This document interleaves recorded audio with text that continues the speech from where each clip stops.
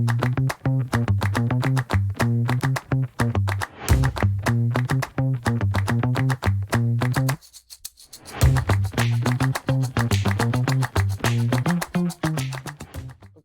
1, 2, 3, go.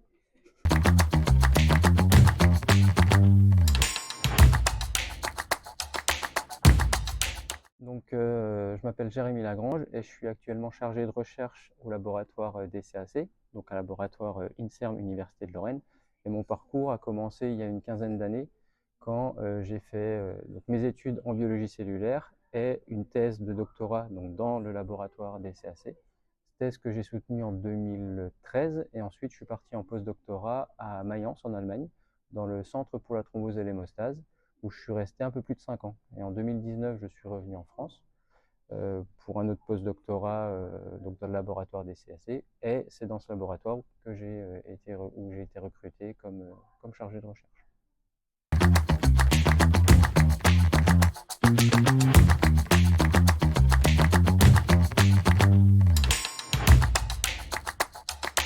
Donc, initialement, quand je suis revenu en France en 2019, mon projet portait déjà sur l'étude de l'hémostase dans les Mickey.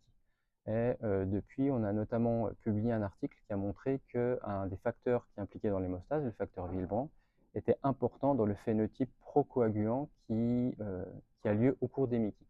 Et donc l'une des problématiques de cette maladie, c'est que dans le même temps, c'est souvent associé à des saignements gastro-intestinaux, mais dans le même temps, on a une augmentation du risque de thrombose.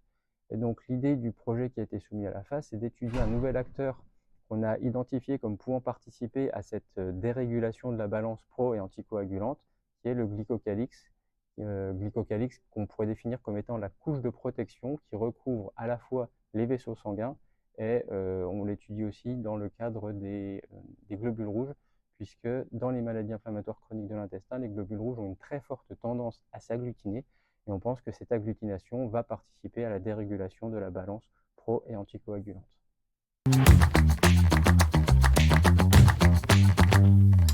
Donc on va principalement utiliser des prélèvements de cohortes de patients Mickey. Donc on va mesurer chez 300 patients les marqueurs de dégradation du glycocalyx, donc des marqueurs circulants qui sont actuellement utilisés comme représentant bien la dégradation de ce glycocalyx. Et on va ensuite classer les patients en fonction du type de pathologie ou des traitements qu'ils reçoivent pour déjà essayer de voir s'il y a un impact sur la dégradation du glycocalyx et s'il n'y a pas certains traitements qui permettent de limiter sa dégradation. Ça, c'est la première partie. La deuxième partie va porter plutôt sur les globules rouges, où on va à la fois utiliser du sang de donneurs sains, donc des gens qui seront prélevés notamment à l'EFS. On a une convention avec l'EFS pour pouvoir étudier de différentes choses sur le sang des personnes saines, et on va utiliser ce sang pour faire s'agglutiner les patients, les globules rouges des patients, pardon, et regarder l'impact que ça a sur l'hémostase. Et en parallèle, on va regarder si ce qu'on a observé chez ces personnes saines est également vrai chez les patients des cohortes qui sont actuellement inclus au CHU pour les Mickey.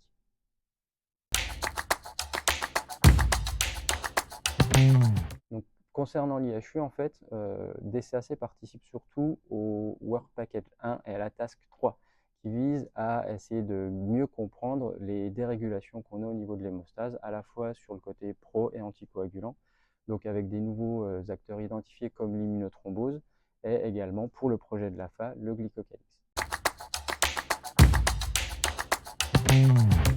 Donc le projet vise à étudier la dégradation du glycocalyx chez les patients atteints de Mickey.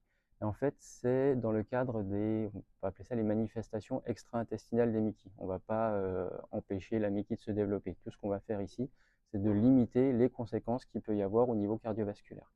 Et donc l'idée, c'est de pouvoir proposer aux patients des traitements plus adaptés pour gérer ce risque cardiovasculaire.